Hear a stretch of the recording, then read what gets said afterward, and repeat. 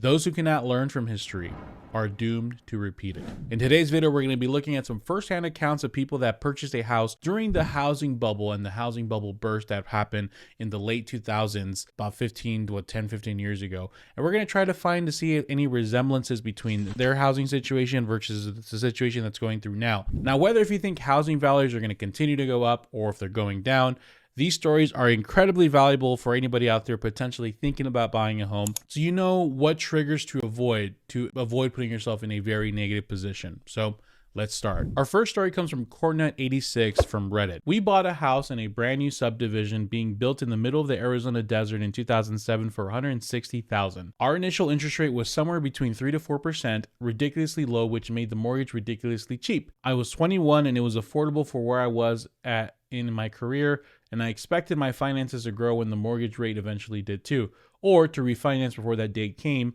because it was an up-and-coming neighborhood being built out of the desert, and everybody speculated their property value would bloom in a few years' time. Short-sighted, I know. The only problem was that due to the bubble popping, by 2009 my property value fell to $130K. We now owed more than our house was worth, and due to economic issues at the time, my career growth hit a snag, and by the time the interest rates went up in 2011, I was so upside down on the house, there was no way to stop the bleeding. So the first thing that really stands out to me is the age. Like, do you remember when you were 21? I was incredibly dumb at 21. So as easy it is to judge in this situation, we got to remember this was a young person who was having some financial success. They learned their lesson, obviously, but we're still going to learn from it. But let's just not be so judgmental on them, okay? So anywho, the first thing that really stands out to me is this line here. I expected my finances to grow when the mortgage rate eventually did too. So for those that aren't catching the drift here, he probably got himself into an adjustable rate mortgage because he's saying the rate would eventually did too. So, and that was very common during that time, is you would get an adjustable rate mortgage, interest rates are cheap, but as it went up,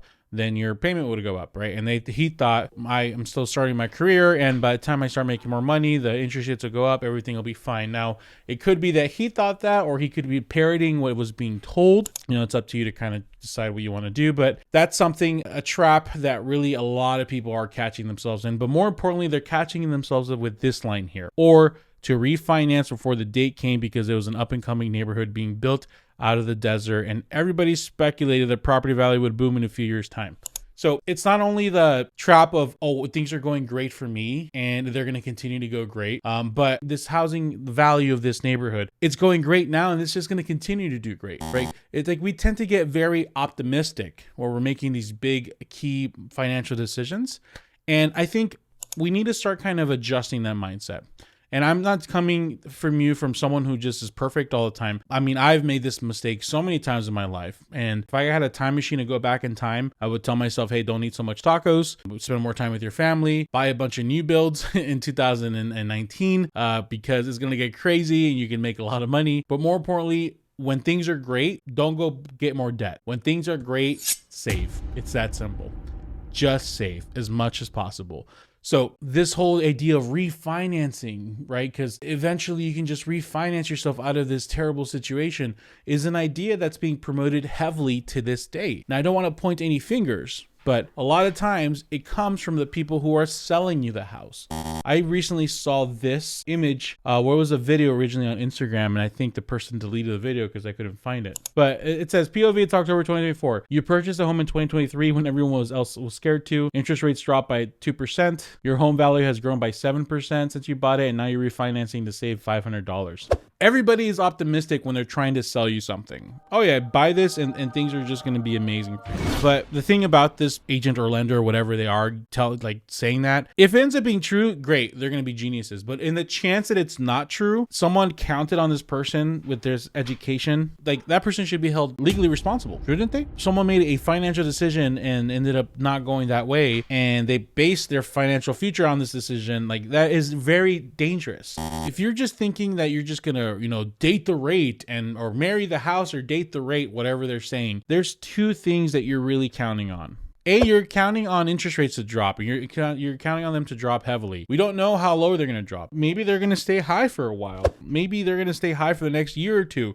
and you're going to have to be put in that position where you need to be able to afford that house. And B, you are counting on you having equity. What if prices drop and you don't have the equity to refinance? So honestly, right now, if you're thinking about buying a house, you need to live with the fact, like, buy a house and know that the interest rate you're getting, you're going to have it for 30 years. If that thought scares the crap out of you, then don't buy. If you can comfortably afford your house right now with this incredibly high rate, you're in a good position. Go buy it. And I know it's impossible. I get how difficult that might be, but a lot of people are really stretching their budget right now, and they're thinking, well, you know, the rate's going to drop in a year, so I only have to really stretch things out for a little bit. No, you're putting yourself in a dangerous position, just like this person did, and they unfortunately lost their house. Don't do this.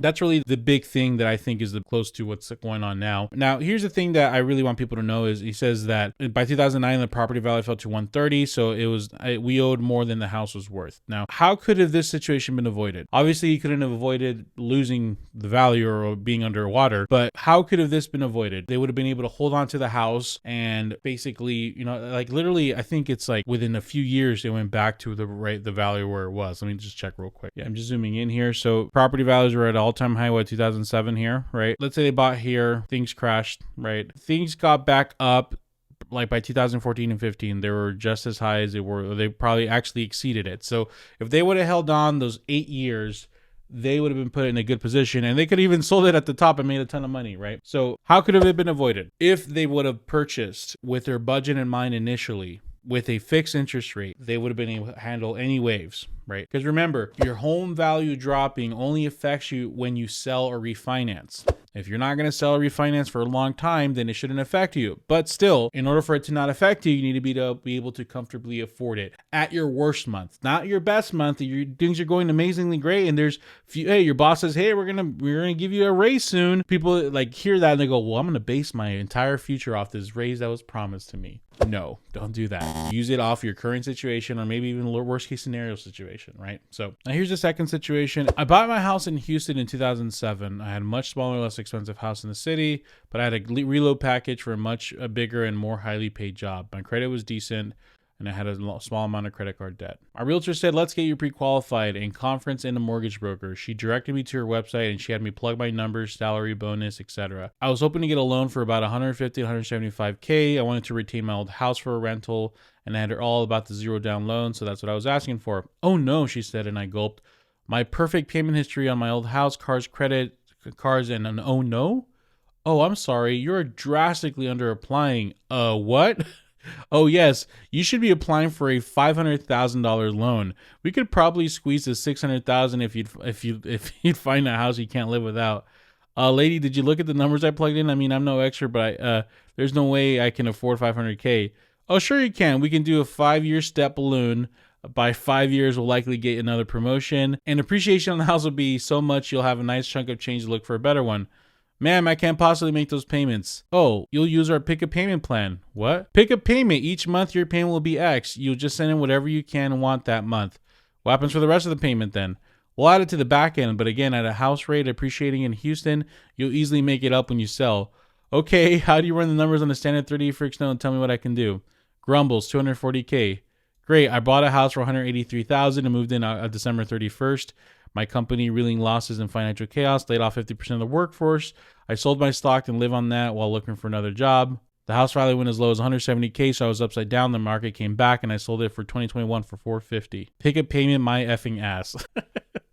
Okay, shout out to MH07. What a boss, what a Chad. So I have to share that story because the video is not about people just losing their house. It's about just how the environment was. Now, what's the similarities that you saw there versus the other person versus what happened last time? The biggest thing I saw, of course, and I couldn't screenshot this one because it was so big. By 5 years, you will likely get another promotion, and the appreciation of the house will be so much you'll have a nice chunk of change. The idea of like things are so great for you now that it'll figure itself out later, right? Like you just get something you can't live without, is I think with the word that she used, and surely you'll get more promotions and things are going to be great, and then you'll be able to make so much money off the house. And the whole pick a payment program and everything, we haven't seen that yet, thankfully.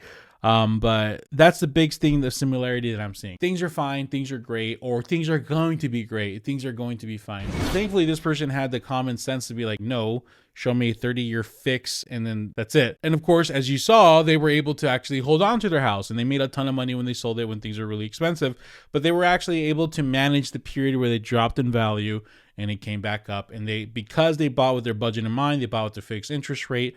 That's the kind of thing. Now, I mean, we're not seeing realtors saying pick a payment plan and all that stuff. Like, we're not seeing that kind of craziness yet. But the other day I stumbled upon someone's Facebook page and they were just telling, oh, this family just bought a house 0 down. Buy a house 0 down, or this family did this and they got, all this stuff. And I believe the down payment assistance was very valuable when we were in a recovering market. It gave a lot of families opportunities to buy a home, and the 0 down, or the basically government assistance, came with very little caveats. Like, it came with like, hey, your rate's gonna increase like 0.25% or something. And when the rates were like 3 or 2.5 or 4, like, it was no big deal to get that. It gave a lot of people an opportunity to become homeowners. But right now, the issue isn't lack of down payment. The issue is how unaffordable houses are. And I'm afraid that programs like down payment assistance, especially when you're going to the uneducated folks who are not watching these videos, right? There's people that are just like, they're following the natural progression of, I'm renting, now I want to own where I live. They're going to go and they're going to hear this, oh, don't worry, you can refinance your rate down the road. You'll be okay. Or, oh, don't worry, this area is increasing a lot in value, right? They're not doing their local market research and understanding truly what's going on in their little city that they're buying in. And they see that monthly payment and they're told, well, that's how most monthly payments are now. And they go, well, I guess we qualify for it, so we'll go. And then on top of that, they add the layer, hey, by the way, you can qualify for a 0 down program. And now that monthly payment goes up slightly because that interest rate does increase, right? So it's not solving the problem of, can we get families into a home anymore? Because it's creating, let's get families into houses so they can hold on to their money, but put them in an unaffordable situation where if something slightly goes off with their job or anything, they are going to be in a terrible position and potentially could lose that house. So yes, we're not seeing the craziness of that realtor or saying, pick a payment plan or whatever, but I would say it's one of the warning signs to look out for. When you start seeing down payment assistance, you see the crazy stuff like that, the adjustable rate mortgages, or the teaser rate, or like, hey, you get a nice cheap rate for a year or two, and then after that it goes higher, or goes adjust with the market. That's the stuff you got to be cautious about. And I got a lot of flack for this last time. Like a year ago, adjustable rate mortgages were popular, and people were like, oh, I just don't understand the program. I guess that's true, but I am just a fan of fixed rate. It's the devil I know, not the devil I don't know, right? So feel free to take that, make your own opinion about it. And last, we have Around in Circles that said, somebody who lost their house in 2009 here. Lending was downright predatory. I was making $28K a year and they signed me for a no doc loan for $163K in 2007. I paid $3,000 down. That was it. There was no way I could actually afford that loan, but I was 23 and I was a complete idiot. To keep up with the payment, I was living off a credit card, and it didn't take long for me to simply not be able to make any kind of payment. I did a strategic foreclosure where I bought a new house at a depressed price, walked away from my first place, and if I had done it a few months later, they could have sued me for the loss of value, but I did it just in time to not be able to get sued. You could do that today. My life was hell for years because of that. But I am debt-free except my current home, where I owe only about 15% of its current value, or I should have it paid off in about a few years. I want to end it with this one because I really do think it's the biggest difference between what happened then and what happened now. Predatory lending, like the idea that they were putting people in loans, they were saying whatever they needed to say to just get you in the loan. There was a lot of ninja loans, right? No income, no job, no assets. They were still getting you in there. And there was a lot of shady stuff happening on the lending side. One massive difference now is lenders genuinely have a hard time approving most people. Like, they have to jump through so much hoops, and I still don't agree with a lot of the way they do things, like they're using your gross income to qualify you instead of your net and whatnot. But they are under stringent supervision now, and they can't just pull the same crap they did before. First, for starters, there is this CFPB that was created, I think, what was this, like 2011 is when it was founded. Essentially, it's a government agency that dedicated to make sure you're treated fairly by banks, lenders, and financial institutions. They have like a lot of like restrictions on what people can do or advertise when mortgages. They even changed a lot of the forms, the way they're done now, to make it less difficult to read, because the lending and mortgage documents were always like so complicated, you don't know what you're looking at. So there's a lot more restrictions and government oversight over the loans that are being produced. So that's really one of the main differences, is we're not seeing that predatory lending, and perhaps maybe that's why we haven't really bursted, because lenders have been kept in check this time. It's probably a good thing that they've been able to because of the strict guidelines, they have to turn down more people now than before. So I just want to end it on a more positive note, that that's really the key difference. And really the decisions being made to get yourself into a house that you can't afford is, there's a predator making you do it. You know what I'm trying to say? It's more or less just lack of education, and just, or maybe you're trusting in the wrong people to get a house, right? They're giving you the wrong type of advice, but the actual lenders are under a lot more supervision and restriction. So what do you think? If you guys actually know someone or bought during this time, leave a comment below and we could like maybe review it at the end of the week or something, just because I'm curious to see if anyone here and what you guys learned from the experience. Bonus points if you're also buying right now, because we want to see what the similarities are, and you know, so we can learn from the past mistakes. So thank you guys so much. I appreciate your time. YouTube thinks you should watch this video next, so go check it out and let me know what you think. Thank you guys.